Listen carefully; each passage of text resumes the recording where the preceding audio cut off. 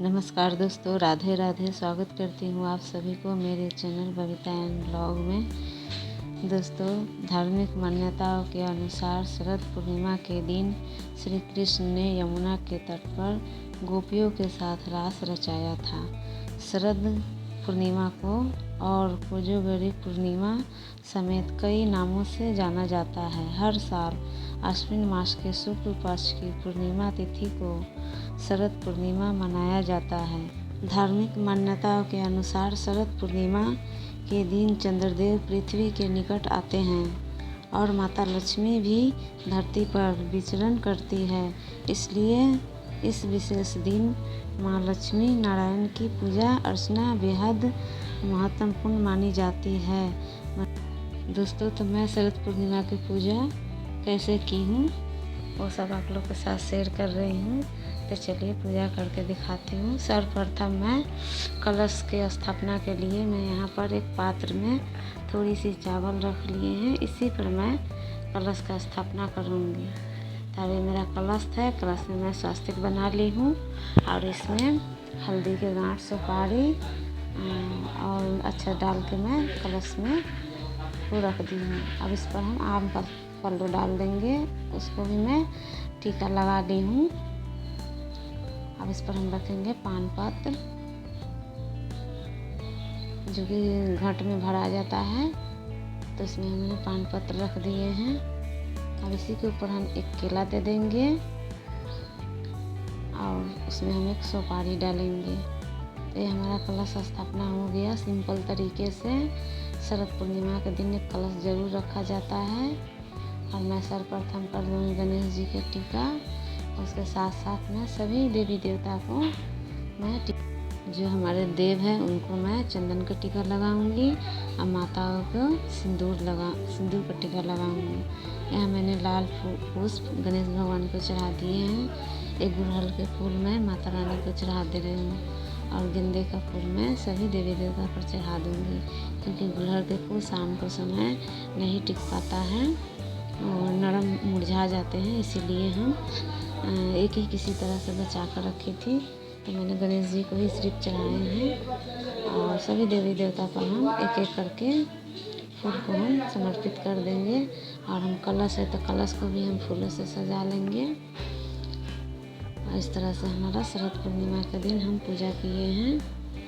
बेलपत्र चढ़ा देंगे और गुलाब का जो फूल है माता लक्ष्मी को हम चढ़ाए हैं। दूब हम कलश पर चढ़ाएंगे और मंजरी जो है मंजरी विष्णु भगवान को हम चढ़ा देंगे।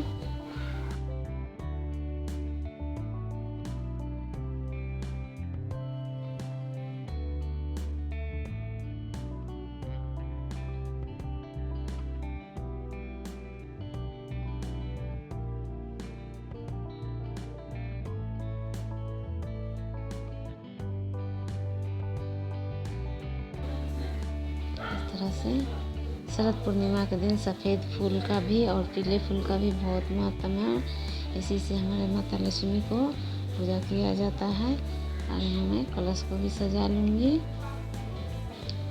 कलश भरना बहुत शुभ माना जाता है शरद पूर्णिमा के दिन। दोस्तों, तो यहाँ हमारा कलश भरा हो गया है और मैं दीप में भी फूलों से सजा लूँगी। दीप को भी मैं आसन दे देती हूँ फूलों से। और यहाँ पर मैं एक लोटा जल रख दूँगी माता लक्ष्मी को और हमारे गोपाल जी के लिए भी। और मैंने खीर बनाया है तो मैंने खीर का भोग लगाया है। शरद पूर्णिमा के दिन खीर बनाया जाता है, ये बहुत शुभ है। माता लक्ष्मी को खीर का ही भोग लगाया जाता है। और मैंने यहाँ पर कुछ बतासे और संदेश का भोग लगाए हैं।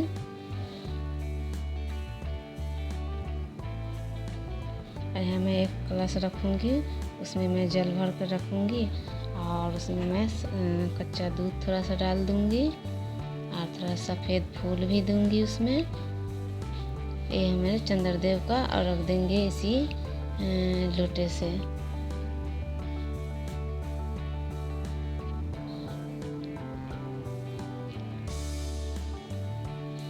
और और उसके बाद मैं करूँगी यहाँ पर माता की आरती। पहले मैं गणेश जी को पहले आरती कर लूँगी, फिर मैं लक्ष्मी जी को आरती करूँगी।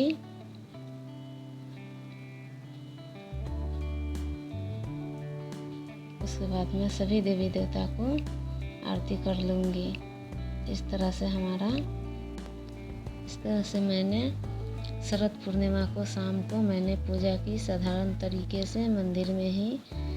और उसके बाद हम करेंगे, माता को प्रणाम करेंगे, सुख शांति समृद्धि वैभव को कामना करते हुए हम माता को से आशीर्वाद ले लेते हैं। दोस्तों, माँ लक्ष्मी नारायण की पूजा अर्चना बेहद महत्वपूर्ण मानी जाती है। मान्यता है कि इससे धन से जुड़ी समस्याओं से छुटकारा मिलता है।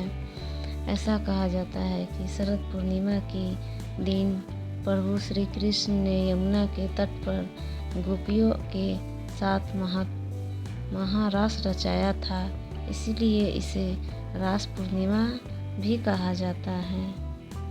दोस्तों, तो इस तरह से हमारा मंदिर में हम आसान तरीके से छोटी सी पूजा मैंने की शरद पूर्णिमा की। और चंद्रदेव का जो अर्घ दिए वो मैं नहीं दिखा पाई, इसके लिए सॉरी दोस्तों। तो इस तरह से हमारा पूजा संपन्न हुआ।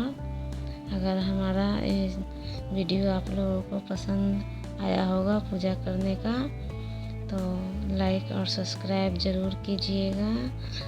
मिलते हैं अगले वीडियो में। राधे राधे, धन्यवाद।